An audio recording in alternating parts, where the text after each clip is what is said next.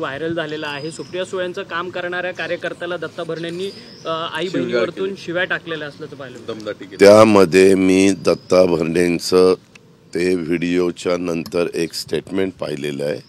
त्याच्यात दत्ता भरणे म्हणाले की मी तिथं राऊंडला गेलेलो होतो आणि ती व्यक्ती जी काही होती त्यांना कदाचित तिथल्या दुसऱ्या लोकांनी मारहाण केली असती।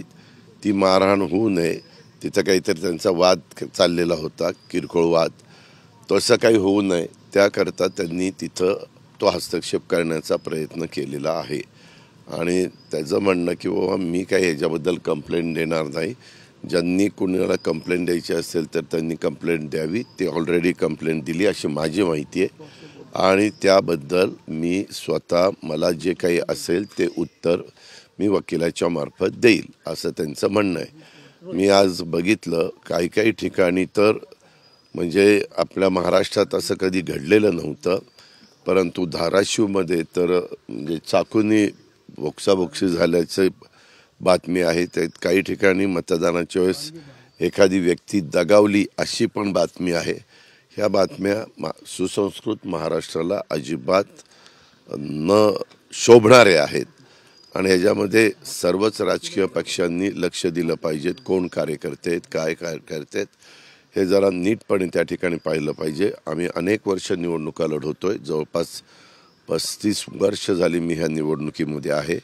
35 वर्षामध्ये असले प्रकार कधी पाहायला मिळालेले नव्हते, परंतु दत्ता भरणेंनी सांगताना असं सांगितलं की मी जर तिथं गेलो नसतो, हस्तक्षेप केला नसता तर तिथं वेगळं काहीतरी घडलं असतं असं त्याचं म्हणणं आहे। त्यांनी स्वतः शिवीगाळ केलेली आहे आई बहिणी। अहो त्यामध्येच मी सांगतो ना, त्यांनी जे काही उत्तर दिलं त्याच्याच बद्दलचं मी बोलतोय की ते अहो जे काही त्यांनी तिथं झालं नाट्य, त्याच्यानंतर त्यांनी जे मी जसं आपल्याशी बोलतोय तशा प्रकारे त्यांनी त्यांचं स्टेटमेंट केलेलं आहे की मी त्याच्यामध्ये जर तिथं गेलो नसतो तर काहीतरी वेडवाकडं घडलं असतं, ते व्यक्ती कमी होत्या संख्येने आणि त्याच्यामुळे तिथं आकरीत घडला असता असं त्याचं म्हणणं आहे। सगळ्यात महत्त्वाची गोष्ट म्हणजे तुमच्या काल सकाळी तुम्ही विधान केलं की पैशांच्या बाबतीत जे आरोप केले गेले ते पुरावे नाही आहेत, पण तरी देखील परत आज दिवसभर वारंवार का मी तुम्हाला सांगतो,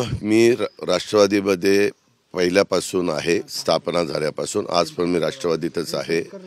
रोहित पवार ज्यावेळेस आमच्या पक्षात होता, आता तो दुसऱ्या पक्षात गेलाय, आमच्या पक्षात होता घड्याळाच्या चिन्हाकडं, तेव्हाही सोशल मीडियामध्ये त्याची फार चांगली उत्तम टीम आहे। तो कामापेक्षा सोशल मीडियामध्ये पहिल्यापासून आम्ही लोक कामात आहे, मी विकास कामात आहे। सगळ्या दुनियाला माहिती आहे की मी 6 वाजल्यापासून विकास काम सुरू करतो।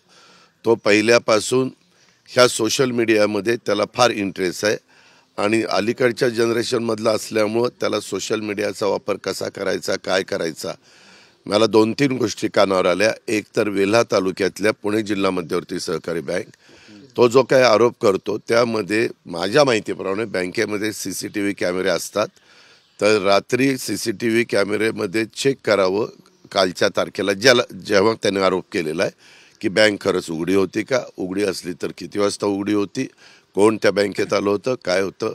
तो सोशल मीडियामध्ये इतका पोचलेला आहे रोहित की तो असं काहीतरी वेगळं दाखवून हे बाईट हे कालच्याच आहेत, हे परवाच्याच आहेत असं पण दाखवायला तो मागं पुढं बघणार नाही।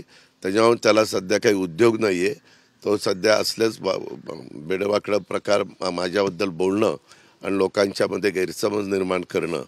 1 मिनिट, ह्या संदर्भामध्ये त्याचं त्या ठिकाणी काम चालू असतं आणि त्यांनी 2-3 असे सोशल मीडियामध्ये, आता ही माझी गाडी आहे, गाडीमध्ये मी तुमच्याशी बोलत असताना कोणीतरी तिथं 500-500च्या 2-4 नोटा टाकल्या आणि लगेच शूटिंग घेतलं की तुम्ही म्हणणार अजित पवारच्या गाडीत नोटा सापडल्या।